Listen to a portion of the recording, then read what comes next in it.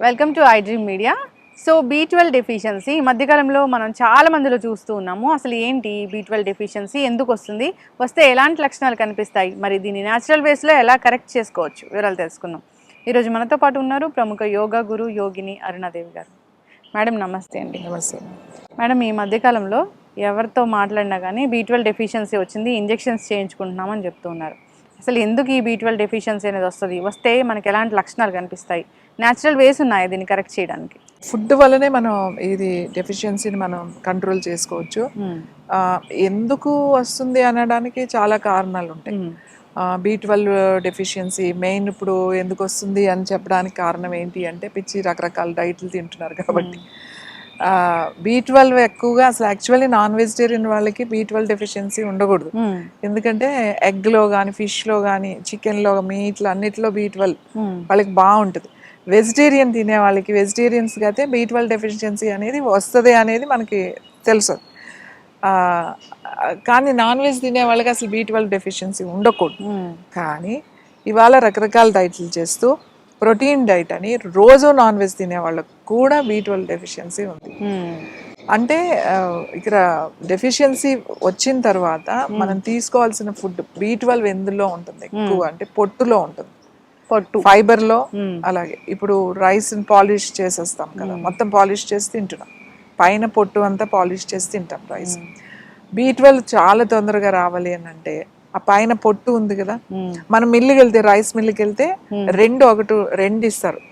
ఒకటి ఊక అంటారు, ఊక అంటే మొత్తం పొట్టు, అది బయటకు వచ్చేసి పెద్ద పెద్ద రాసాలు ఉంటాయి చూడండి రైస్ మిల్. అది కాకుండా ఇంకొకటి ఉంటుంది అన్నమాట, చుట్టూ అంటారు. చుట్టూ అంటే ఏంటంటే కొంచెం బరకగా ఉంటుంది అన్నమాట, అది ఇప్పుడు మన గేదెలకి వాటికి పెడతారు. ఇంకోటి ఏంటిది, ఇంకోటి సన్నగా ఫైన్ పౌడర్ వస్తుంది, అదేంటి తౌడు అంటారు. తౌడు కూడా ఆవులకి మామూలుగా గేదెలకి అన్నిటికీ పెడతారు. తౌడు కూడా కమ్మగా ఉంటుంది. ఫ్రెష్ తౌడు, మనకు ఫ్రెష్ తౌడు కనుక తెచ్చుకుంటే మనం మినపసున్నుండల్లాగానే అవి చక్కగా నెయ్యి వేసుకుని చుట్టుకుంటే చాలా టేస్ట్గా ఉంటాయి. కాకపోతే అది ఎక్కువ రోజులు ఉండదు, తొందరగా పాడైపోతుంది, నిల్వ ఉండదు, ఫ్రిడ్జ్లో పెట్టుకోవాలన్నమాట. ఆ తౌడు అనే దాంట్లో B12 చాలా ఎక్కువగా ఉంటుంది.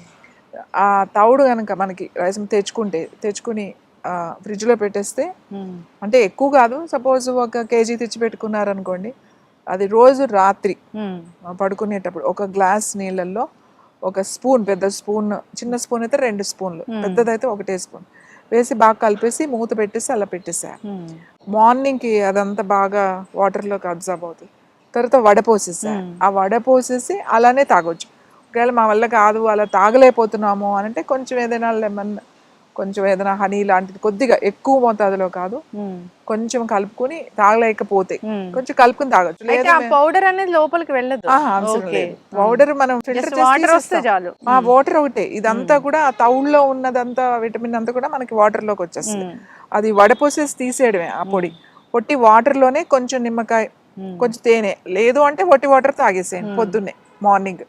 ఇలా మీరు కొన్ని రోజులు కనుక చేశారు అంటే 40 రోజులు చేసి ఆపేసేయండి, మరి ఎప్పుడు చేయక్కర్లేదు. మీకు కావలసినంత B12 వస్తుంది. అంటే నేను వెజిటేరియన్ వైపు చెప్తున్నా.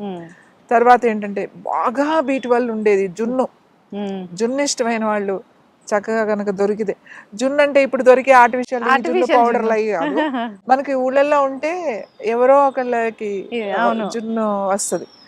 మనం ఇప్పుడు అలాగే డైరీ ఫార్మ్స్ ఉన్నాయి కదండి, వాళ్ళు చెప్తే వాళ్ళు ఖచ్చితంగా వాళ్ళు మనకి ఆ మిల్క్ ఇస్తారు. దాంట్లో మరీ ఎక్కువ షుగరు అది వేసుకోకుండా ఏదైనా మంచి బెల్లం, కొంచెం తక్కువ బెల్లం కూడా తక్కువ క్వాంటిటీలో వేసుకుని మీరు జున్ను వండుకుని కనుక తింటే మంచి B12 వస్తుంది. కనీసం వారానికి B12 తక్కువ ఉన్న వాళ్ళకి వారానికి 1-2 సార్లు ఉన్న కొంచెం 1 కప్పు జున్నులో బాగా ఉంటుంది B12. తర్వాత సోయా ప్రొడక్ట్స్లో కూడా B12 ఉంటుంది. అంటే అది తింటే మాకు పడుతుంది అని అనుకుంటే సోయా ప్రొడక్ట్స్ కూడా మంచిదే. ఇంకొకటి పన్నీర్లో కూడా ఉంటుంది. పాలు తాగే వాళ్ళ మంచి పాలు దొరికితే పాలల్లో కూడా B12 ఉంటుంది. B12 చాలా సింపుల్గానే మనకు దొరుకుతుంది ఫుడ్లో. ఇప్పుడు ఇంతకు ముందు ఆ డెఫిషియన్సీలు లేవు, ఎందుకంటే విలేజ్ అవును, వాతావరణంలో ఈ పెరిగే మధ్య వాళ్ళు. కాలంలో మన డెఫిషియన్సీ మనకి సిటీలో కూడా పాలు పోసేవాళ్ళు డబ్బాలో తీసుకొచ్చి పాలు పోసేవాళ్ళు, ఎప్పుడైనా ఇంత జున్ను పాలు కూడా అమ్మేవాళ్ళు, జున్ను పాలు కూడా తీసుకునేవాళ్ళు, తింటారు. ఇప్పుడు అసలు పిల్లలు జున్ను ఏదో ఫంక్షన్లో పెట్టడం తప్ప ఇప్పుడు ఇంట్లో అంటే అది జున్ను కూడా తినడం. మంచి జున్ను కాదు. ఇప్పుడు అది కూడా ఏదో కలుపుతారు అందులో. ఇప్పుడు మంచి జున్ను అంటే మనకి అట్లా ఆవు కానీ గేదె కానీ ఏదైనా ఈనిన తర్వాత వచ్చే జున్ను చాలా బాగా మంచి B12 ఉంటుంది. సో షుగర్ ఉన్న వాళ్ళు అయితే కొంచెం అది స్వీట్ కూడా వేసుకోకుండా పాలు కలిపి నేను వండుకుని తినొచ్చు. ఓకే, అంటే కొంచెం చప్పగా ఉంటుంది అంతే, దాంట్లో షుగరు బెల్లం కానీ ఏమి వేయకుండా మీరు కొంచెము అది తినొచ్చు. సో ఇది ఇంకా ఏంటి అని అంటే ఖర్జూరము మెత్తగా, ఇప్పుడు ఖర్జూరం సిరప్ అలాంటిది దొరుకుతుంది కదా, ఒకవేళ దాన్ని చేసుకున్న అట్లాంటిది ఏదైనా, అది కూడా మంచిది అయితేనే. అన్నిట్లో కూడా షుగర్ బెల్లం కలిపేస్తారు, అది నిల్వ ఉండడానికి ఎలాగో దాంట్లో కెమికల్స్ కలుపుతారు. సో మీరు అది తినొచ్చు. అది షుగర్ ఉన్న వాళ్ళు కూడా వితౌట్ స్వీట్ అది కొంచెం వేసుకొని తినొచ్చు. సో ఇవన్నీ కూడా మనకి B12 వచ్చే పదార్థాలు. అలాగే ఆకుకూరల్లో కూడా ఉంటుంది B12, ముఖ్యంగా మునగాకులో ఉంటుంది. మునగాకులో చాలా ఉంటాయి. అసలు రోజు మునగాకు పౌడర్ తినమని నేను చెప్తా. మునగాకు పొడి, ఇప్పుడు మనం కారపొడి, కందిపొడి అలా పొడిలు చేసుకుని తింటాం కదా ఇడ్లీలోనో అన్నంలోనో, అలానే మునగాకు పొడి చేసుకోండి. మునగాకు పొడి రోజు ఒక పౌడరు, రోజు ముందు కొన్ని తిన్న దానిలో అన్నంలో కొంచెం అంత ఒక స్పూన్ వేసుకొని కొద్దిగా నెయ్యి వేసుకుని కలుపుకుని తిన్నారనుకోండి, మంచి చాలా చాలా మంచిది. ఐరన్ ఉంటుంది దాంట్లో. అసలు దాంట్లో ఒక 200 రకాలు ఉన్నాయి.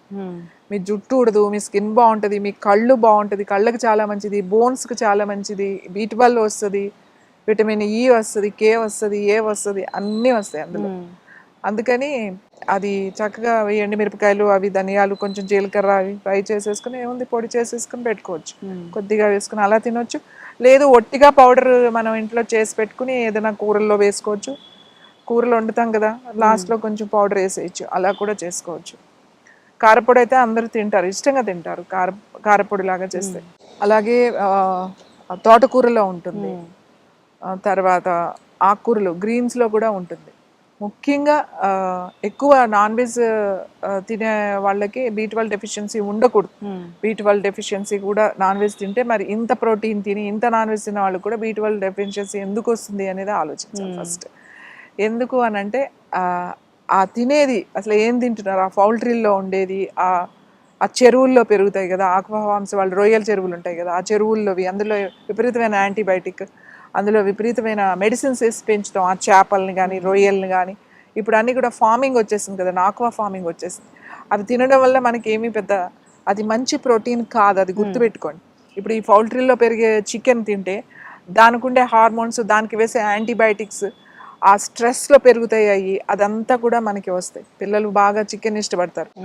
ఒకవేళ నాన్ వెజిటేరియన్ మీరు తినేవాళ్ళు అయితే తినండి, కానీ ఇప్పుడు నాటుకోళ్ళు కూడా దొరుకుతున్నాయి కదా, అవి ఫ్రీగా పెరిగే కోళ్ళు అవి ఉంటాయి, అట్లాంటివి ఏమైనా సెలెక్ట్ చేసుకోండి. ఫ్రెష్ వాటర్ ఫిష్, ఫ్రెష్ వాటర్లో న్యాచురల్గా సీలో దొరికే ష్రిమ్స్ కానీ అలాంటివి తింటే మీకు అప్పుడు మీకు B12 వస్తుంది, అప్పుడు మీకు మంచి ప్రోటీన్ వస్తుంది, అప్పుడు మీకు హెల్త్ కూడా బాగుంటుంది. ఈ డైట్ చేసే వాళ్ళందరూ కూడా ఈ పిచ్చి ఈ ప్రోటీన్ అని ఈ చికెన్ తినేయడం, ఈ ష్రిమ్స్ తినేయడం, ఈ ఫిష్ తినేయడం. సో ఈ తినడం వల్ల దానివల్ల మనకి ఏమీ మంచి ప్రోటీన్ రాదు, అలాగే నష్టాలు ఎక్కువగా ఉంటాయి లాంగ్ పీరియడ్. B12 డెఫిషియన్సీ వచ్చింది, అప్పుడు ఎలాంటి లక్షణాలు ఉంటాయి? B12 డెఫిషియన్సీ లక్షణాలు ఏంటి అంటే నీరసంగా ఉండడం, జుట్టు కూడా ఊడిపోవడం, తర్వాత నొప్పులు ఉంటాం బాగా, ముఖ్యంగా ఈ అరికాళ్ళల్లోనూ, ఈ కాఫ్ మజిల్స్ లోను, ఈ చేతి వేళ్ళల్లోనూ ఇట్లా అంటున్నప్పుడు కొంచెం నొప్పులు తెలుస్తూ ఉంటాయి, బాగా నొప్పులు, వీక్నెస్, నీరసంగా కూడా ఉంటుంది, హెయిర్ అది పోతూ ఉంటుంది. తర్వాత డ్రైనెస్ కూడా ఉంటుంది, డ్రై అవుతుంది స్కిన్, కళ్ళు అన్నీ కూడా డ్రైగా అనిపిస్తుంది అన్నమాట. సో మనకి ఆ నీరసంగా ఉండి, ఆ చికాకుండి, నొప్పులుండి ఇవన్నీ ఉంటే మనకి B12 డెఫిషియన్సీ ఉన్నట్టు తెలిసిపోతుంది మనకి. సో ఈ విధంగా న్యాచురల్ వేస్లో దీన్ని కరెక్ట్ చేసుకోవాలని కోరుకున్నాము. సో జనరల్గా ఇలాంటి లక్షణాలు కనిపిస్తే మనం డయాబెటీస్ ఉందేమో అని ఫీల్ అవుతూ ఉంటాము. సో దాన్ని ఒకసారి టెస్ట్ చేయించుకోవాలి, B12 డెఫిషియన్సీ అనేది టెస్ట్ చేయించుకోవాలి. టెస్ట్ చేయించుకున్నా చేయించుకోకపోయినా ఇప్పుడున్న ఆహారపు అలవాట్లను బట్టి అయితే మనకి ఖచ్చితంగా డెఫిషియన్సీ అనేది ఉంటుంది. డెఫిషియన్సీ ఉంది. ఇప్పుడు చాలా తక్కువ లోకి వెళ్ళిపోయింది అనుకోండి ఐరన్ కానీ ఏదైనా విటమిన్స్, ఇమీడియట్గా మనకి కావాలి అని అంటే మనం ఖచ్చితంగా డాక్టర్ చెప్పింది ఫాలో అవ్వాలి ఇమీడియట్గా.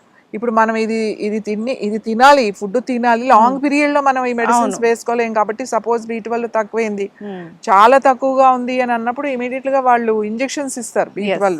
ఆ ఇంజెక్షన్స్ అనేవి అవి వీక్లీ వన్స్ వాళ్ళు డాక్టర్ సజెషన్ ఉంటుంది, అది తీసుకుంటూ మనం డైట్ చేసుకుని అవేవో ఉంటాయి, ఒక 2 weeks తీసుకోండి, 4 weeks ఏదో ఉంటుంది, ఒక 1 month అది కొంచెం ఇంప్రూవ్ అయ్యే వరకు ఇమీడియట్ గా మనకు కావాలి కాబట్టి. అంతేగాని డాక్టర్ సలహాలు లేకుండా మీరు ఇష్టం వచ్చినట్టు మీరు చేసేసుకోకండి. ఎందుకంటే బాగా లో ఉన్నప్పుడు నేను న్యాచురల్ వేలో వెళ్తాను అంటే ఇమ్మీడియట్ గా రావాలి కాబట్టి ఇమీడియట్ గా మనం వాళ్ళ సలహా తీసుకోవాలి. లాంగ్ పీరియడ్ లో మాత్రం మెల్లగా స్టాప్ చేసేసేయాలి. లాంగ్ లో మనం మళ్ళీ డెఫిషియన్సీ రాకుండా ఈ డెఫిషియన్సీని ఫిల్ చేయడానికి ఇవన్నీ మనం పాటించాలి. జనరల్ గా అంటే ఇలాంటి డెఫిషియన్సీ రాకుండానే చూసుకోవాలి మీరు చెప్పినట్లు, అన్ని రకాల ఆహారాలు తీసుకుంటూ. సో ఇవి యాడ్ చేసుకుంటూ ఉంటే కనుక డెఫిషియన్సీ అని రాదు. సో వచ్చింది, ఈ ఇంజెక్షన్స్ అనేది సజెస్ట్ చేశారు, తీసుకుంటూ ఈ డైట్ చేస్తే కనుక ఖచ్చితంగా ముందు రాకుండా ఉంటుంది. చక్కటి ఇన్ఫర్మేషన్ అండి, ధన్యవాదాలు.